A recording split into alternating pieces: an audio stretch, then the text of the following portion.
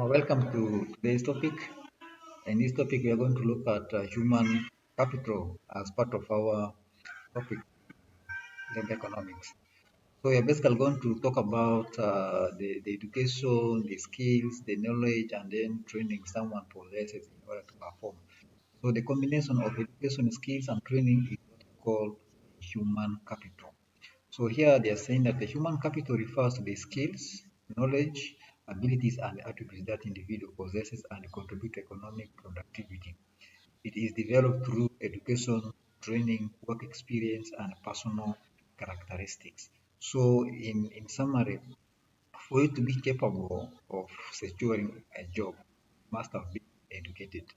Not just educated, but at least highly educated. The minimum, you should have at least a degree if you want to compete with the other people.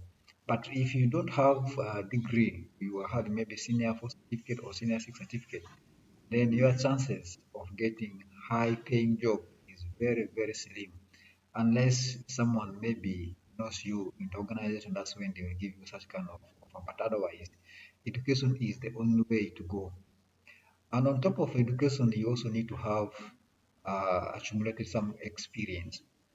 Nowadays, most organizations are focusing on experience. For example, the international NGOs, they demand high level of experience with the recognized organizations or companies.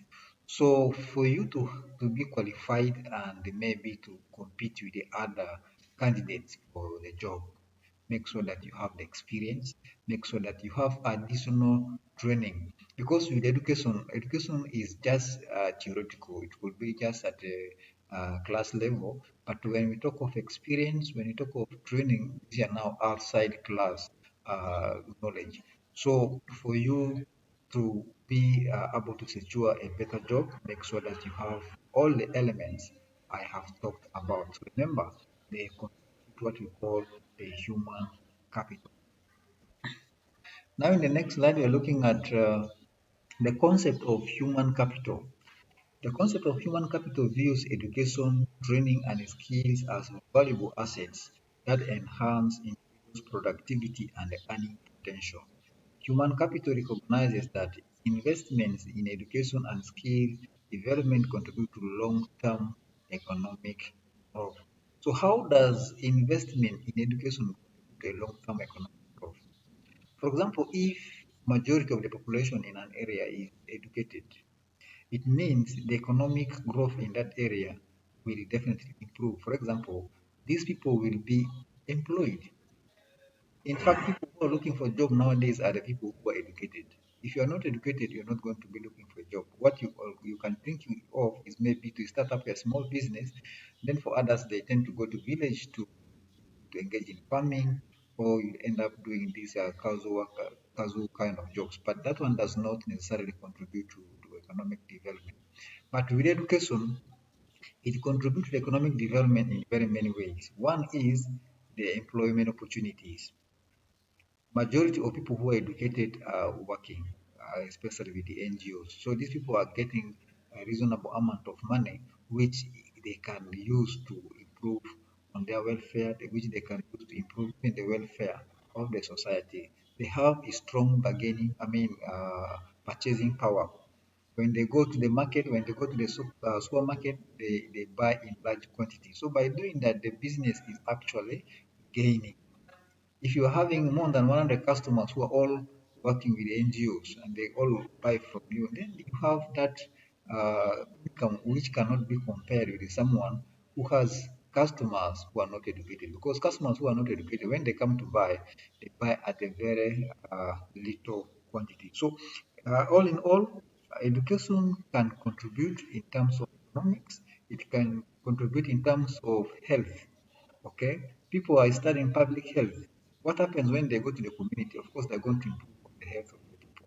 So that is how human capital helps in economic development and growth. So let us look at investment in education and training.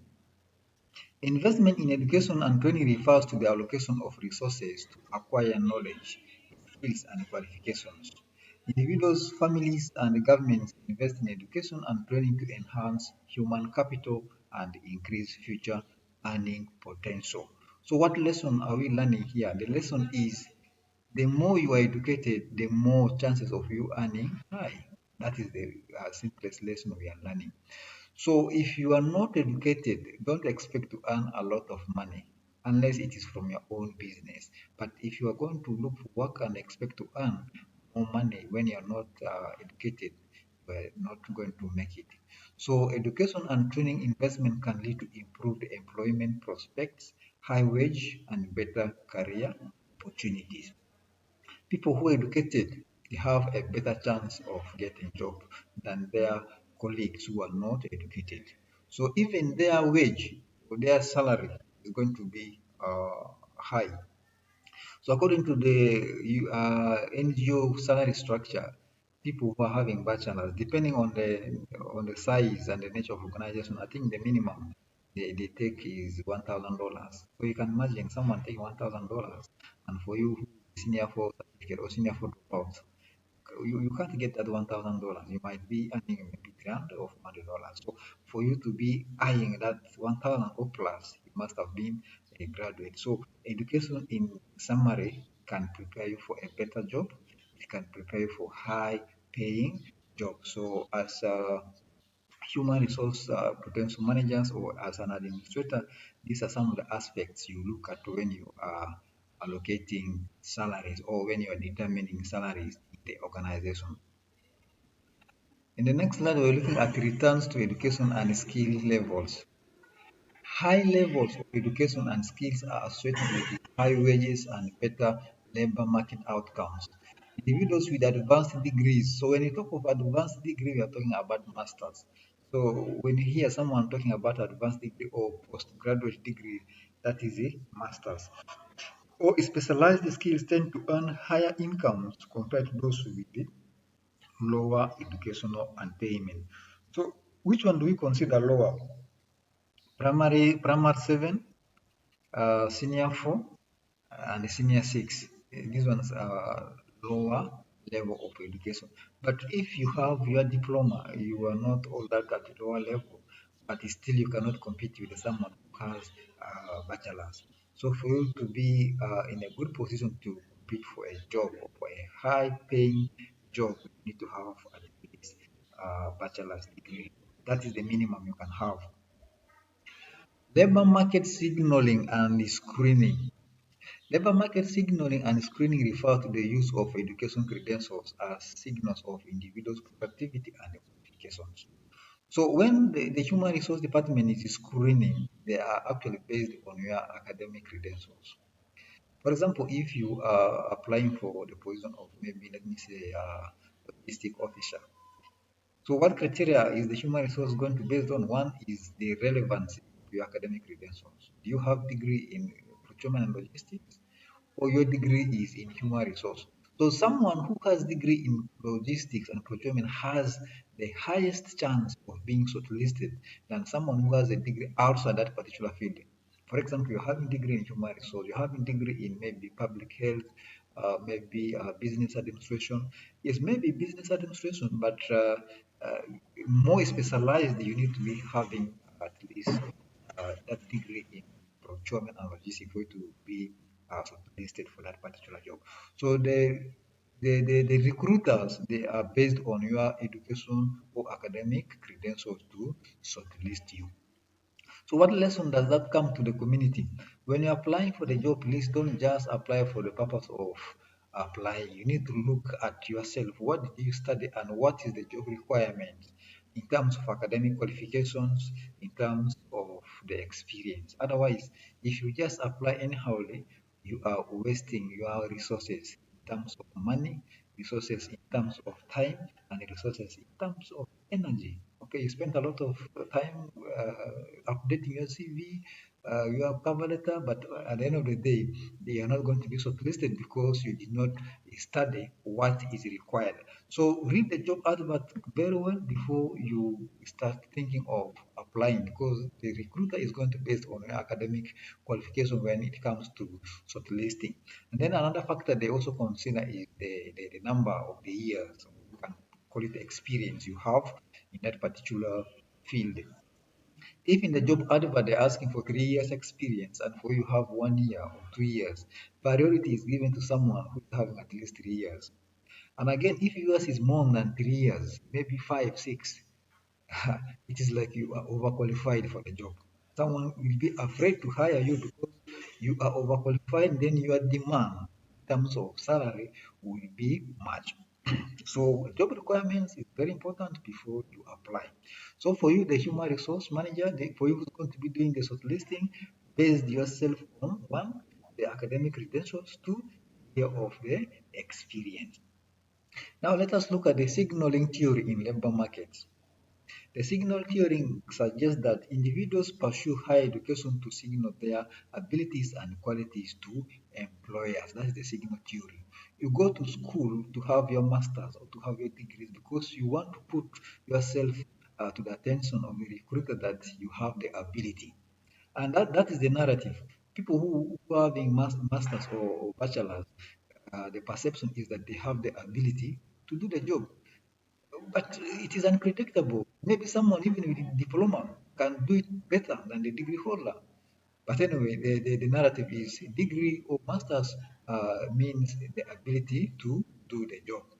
So obtaining a degree serves as a signal of person's commitment, discipline, and intellectual capabilities. So when you have a degree, when you have masters, there is that respect you accord from people. People will respect you that this guy is a hardworking. It is not easy to attain masters. It is not easy to attain bachelors because of the stress related to the academic activities. So that is the perception. So as a human resource manager, as a potential employer, you need to interpret educational attainment as indicator of an individual potential productivity and the suitability for a certain roles. Now let us look at the screening theory in labor markets. What do we mean by screening theory? A screening theory proposes that employers use educational credentials as a way to screen and select job candidates. Education acts as filtering mechanism to identify individuals with specific knowledge, skills, and cognitive abilities. Now that one comes back to what we call a specialization. At the university setting, you have very many field of studies. Okay, you can be doing finance, you can be doing education, you can be doing medicine, etc. So all these fields require specific skills. So screening theory is suggesting that you will be shortlisted based on your skill. You will be shortlisted based on what you have studied. So for you to be expecting to go for an interview, make sure that you analyze yourself, you examine yourself whether your degree is relevant to the position being advertised. Some people they just apply out of frustration. You see, when you are frustrated, you feel like you want to do any job. They are looking for a medical doctor, and for you, with your business administration, you also want to apply because you are frustrated. You think you just want to try. It will never happen. You'll never be shortlisted. So there's no miracle in shortlisting people with the irrelevant academic credentials. So credential inflation and degree requirements. What do we mean by credential inflation? Credential inflation refers to the phenomenon where job requirements for certain positions increase over time, often necessitating higher levels of education. Employers may use educational requirements as a screening tool to manage large applicant pools or distinguish candidates. So the prevalence of credential inflation can contribute to a devaluation of certain degrees and increases competition for jobs. So what is the explanation or what is the lesson here? Some degrees can be devalued. How are they devalued? When too many people have studied the same course. Okay, you have more than 1,000 people studying the same course. What will happen in the long run is that the job will become scarce because of the number of people who have done the course. So by doing that, the competition will be very, very, very high because of the number of people who are having degree in that field. But there are some jobs or there are some field with the limited manpower. People who study those courses, they're few in the country. Therefore, such kind of job is almost available. You can apply sometime. You may find yourself the only person. So what will happen if you are the only person? Of course, some human resource will decide to pre-advertise the position, at least to have two people for an interview. But others, they will look at your credentials, they will assess you. If you can do the job, then you will go unopposed. That is because of the scarcity of labor in that field. It means people did not study it at the university. It is only maybe you and a few others. So that is how degree can get devaluated. But it doesn't mean that your degree is expired the way it is trending nowadays. It cannot expire, but the value will go down because of the number of people who have studied that particular program. The next thing we're going to look at now is the skill mismatch and the skills gap. A skills gap refers to the mismatch between the skills needed in the labor market and the skills possessed by the workforce. So you need to assess yourself. Do you have the skills needed for that job or you don't? If you do not have the skills, then do not apply because you are wasting your time. So a mismatch occurs when the skills possessed by workers do not align with the skills demanded by the employers. So when you are reading the job advert, they apart from the job description, they always state the skills there. So read through the skills. Do you possess the skills or not? If you don't have the skills, then you will also not be shortlisted for the job because the employer is going to be based on the skills for that particular job and shortlist you. So addressing a skill mismatch and skill gaps is very crucial for improving labor market efficiency and reducing unemployment. So it means you need to update your skills. You need to learn. You need to be flexible. Don't stick to one line of specialization. You can have two, three degrees. Sometimes it is allowed. Okay, you can have them because if they ask for the human resource, you have the degree for human resource. If they ask for accountant, maybe they're looking for an accountant, you have the degree for an accountant. So you will not be kicked out of the industry completely. But if you have only one, then chances are high that when your degree is devaluated because of the number of people who have started that course, then the rate of unemployment is going to be extremely high. And this will leave you with no choice but to do any other job because of the financial pressure, because you want to survive. You may be doing any other job, including Boda Boda. Okay, you see people sometimes doing Boda Boda. That's because of the skills match. Okay, their skills not matching the job requirement, but they went to school. They have the degrees. Okay, so that's how a skills mismatch can affect your employability.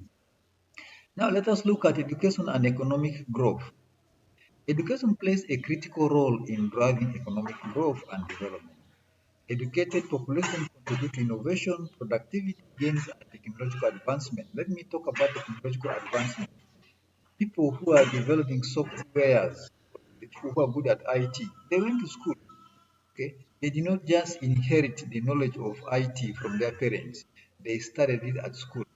So what happens when they invent or when they create a software is that they are going to sell it and make some money, or they're going to employ people to manage the software which they have created. So, in other words, education helps in creating such kind of technology advancement whereby which can create jobs for the people, which can generate income and therefore improving the people's standard of living.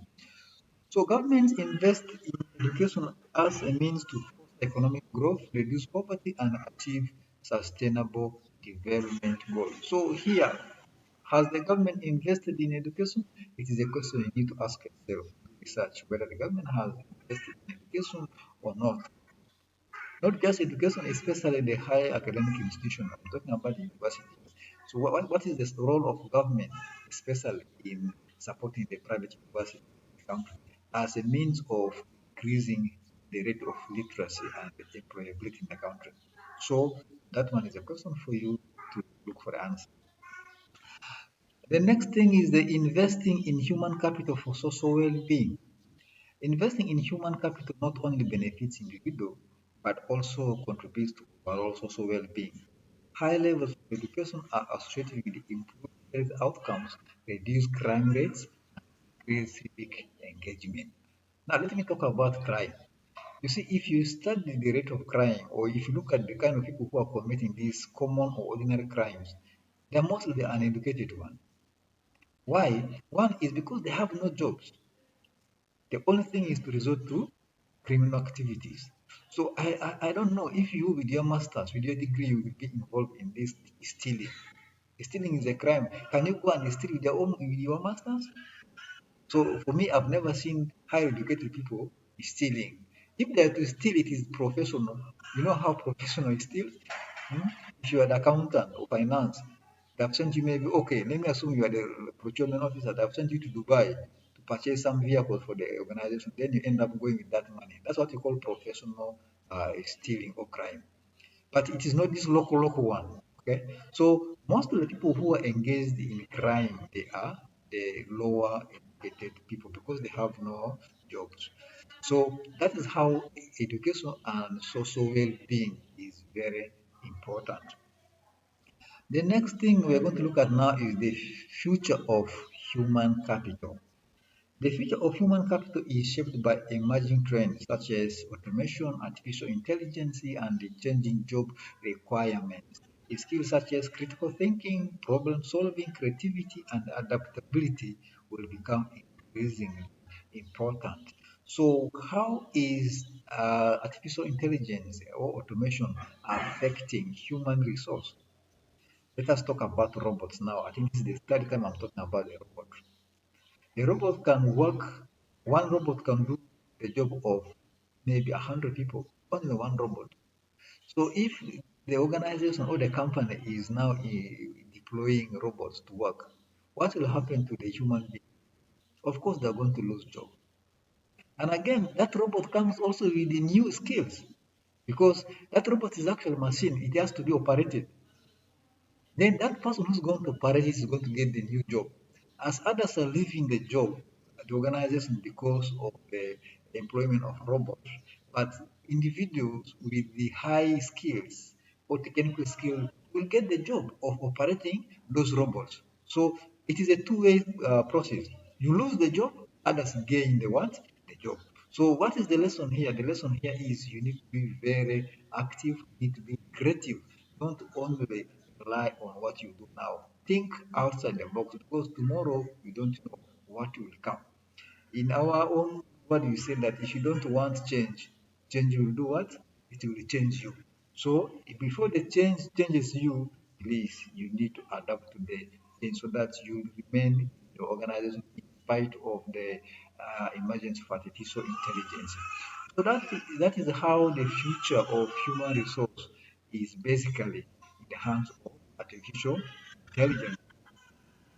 Now let us look at the government policies and the human capital development.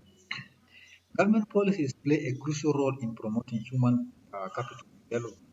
Policies may include investment in education, vocational training programs, etc. Now, I'm posing this question again.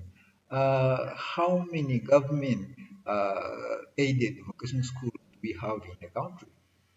How many? For me, I don't have an idea. But when talk of universities, of course, Juba University is there. We have Apana University and so many others. These are some of the government aided schools. The aim is to promote human capital investment.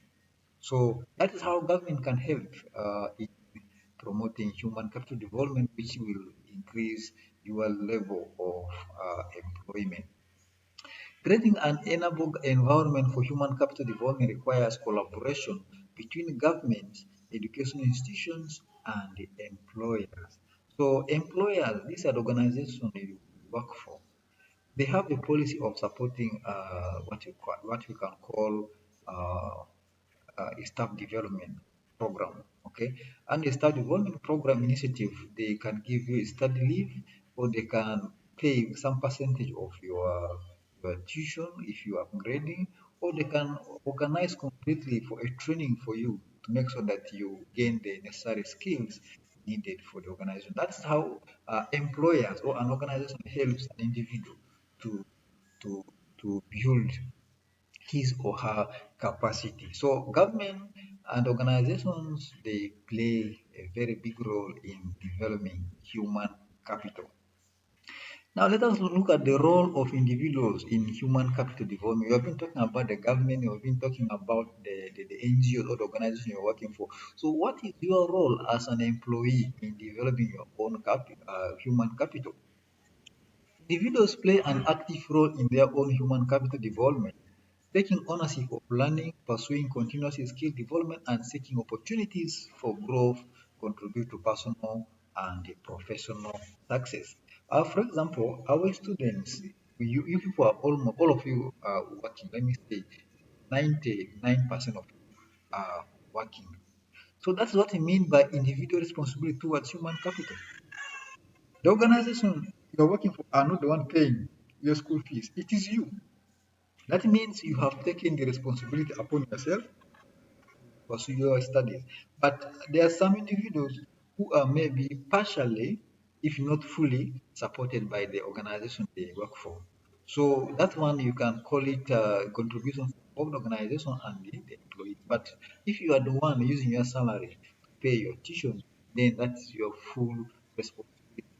Make sure that you develop professionally. And I want to assure you that what you are doing actually right.